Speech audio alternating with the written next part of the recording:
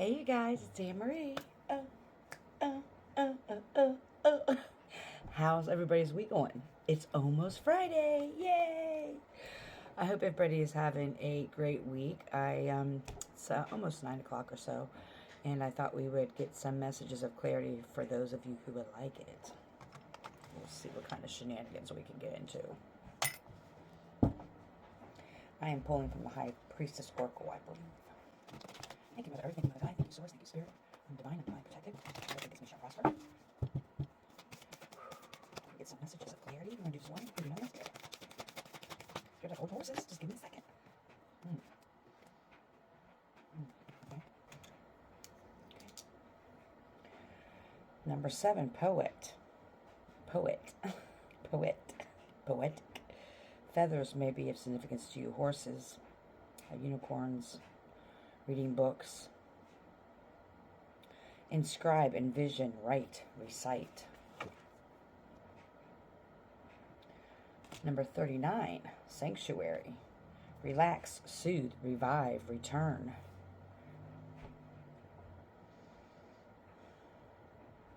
How do you envision the rest of your life? Think about it. I'm not talking about material possessions. I'm talking about where do you want to be emotionally, spiritually, in your life, in the future. Spirit is saying that there's some of you, whoever this resonates for, that there's something in your life that needs to be revived. And it's not related to money or material possessions. There's something in your soul and your spirit that's trying to be revived right now. And Spirit is, because all of a sudden I started feeling like this heaviness on my chest, that it's starting to weigh heavy on some people, and you may not realize that that's what it is.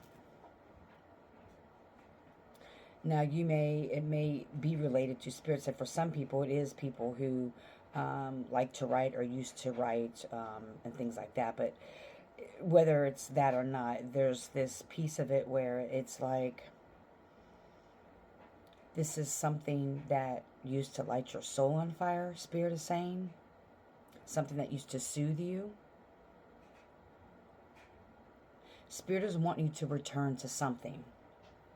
Return to parts of you that need reviving. There's parts of your soul and spirit that need some revival. Okay, that's what I was wondering. Thank you, Spirit. I was wondering where the money thing came in, because I kept hearing money, but it was, you may have been so focused on financial gains and trying to pay bills and just the everyday 9 to 5 or whatever your hours are, and you're getting kind of caught up in the matrix of just living day to day, ho-humming it, as I call it, ho-humming it. And Spirit is saying that your soul and spirit want to relax and be soothed in a way that by reviving whatever this is, whatever part of you this is going to create a more soothing feeling for you. There's someone who feels really uneasy, and it may be, you don't want to relax and you don't want to chill out, because it's in those moments that you may realize that there's something in you that's missing. You may misunderstand it as that, oh, if I move to this place, I'll be happier. Oh, if I switch jobs, I'll be happier. They call it that destination happiness, where I'll be happy when I get out of high school. I'll be happy when I graduate college. I'll be happy when I get married. I'll be happy when I have kids. It doesn't have to be those things, but those society type of things. And so it's like, and Spirit is saying, like someone's like chronologically looking at something, and it's in those quiet moments that is needed for reflection to really understand. I hope this is making sense. I hope to really understand and recognize what it is that your soul and spirit need you to revive. There's a fire inside of you that needs to be reignited or ignited. You may have never ignited your whole life, but there's still something of your past that gave you this soothing and relaxing feeling. And you may have ended up having children, or have ended up taking a high demanding job, or you may have a bunch of responsibilities and you're just going from one thing to another. You may be a chaos coordinator, as I call them, or you're just going from one thing to another, survival of the fittest, and you're maybe in survival mode for a long time. You may have had a lot of trauma growing up, and so you're still living in that. And oftentimes, this is for some people, that when you live in an environment, or you were raised in an environment, or you had a life of a lot of chaos, or you go from survival mode, you go from one thing to another, just trying to make it, right? And so you kind of lose that fire in you, because you're like, I just have to make ends meet, or I just have to do this, I just have to do this. And it's like, when I get this done, then I'll be happy. When I get this done, I'll be happy. If I could just, and then something else comes up. And here we are 20 years later. For some of you, more. For some of you, it's been about 10 years. But it's been some amount of time that you've been just kind of getting to the next thing. And it's like a destination happiness. And part of that spirit is saying that your soul and spirit want this revival in your body and your soul and your spirit, because those times are never going to come.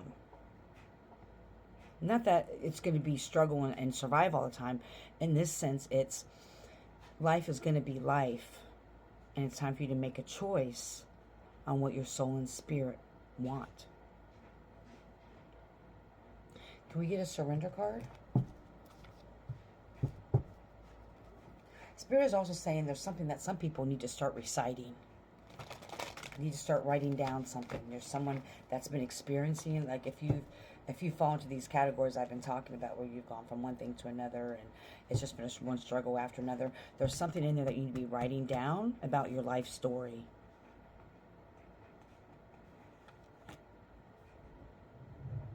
Yeah. That by writing these things down and processing them, it's going to help other people. And it's also going to soothe your soul. It's going to be very soothing for your soul. Okay. Spirit, what else what do we need to surrender to? I wanted to get a couple readings in today. We did surrender to prayer again. We'll shuffle, but this was like last night. It was surrender to prayer. So even if you don't pray, we meditate, or like I said just a few minutes ago, less than a few minutes ago, about having time. I'm always going to say have time in solitude to quiet your mind, quiet your body, quiet your soul and spirit. Because here at Saging of the Soul, how do you know what your soul and spirit need to to feed it if you don't sit and listen to it? When your body's hungry, your stomach aches. When you have to go to the bathroom, there's things that happen that let you know you have to go to the bathroom. But what about when your soul and spirit need a rest, or they needs to be revived in certain areas?